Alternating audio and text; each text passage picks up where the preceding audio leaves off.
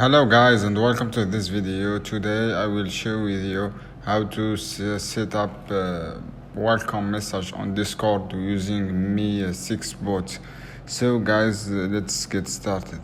Guys, open your Discord Mee6 as you can see here and click on add to Discord and select the server you want to the welcome message and go back to Discord, and as you can see here, and click new channel called welcome, and then go to the setting channel and click on permission and turn off the send message for everyone, and go back on Mee6 website and click on Miss welcome device and click on yes and enable send message, and user join the server and select channel you want to welcome message and select if you want the message to be normal message and aimed message. And this video I select normal message, guys, as you can see here, and write any message you want to be in the welcome message. And I am also go to channel, and this is by copying the ID channel you want to do mention and the past like this here, and now copy ID. Can you watch this here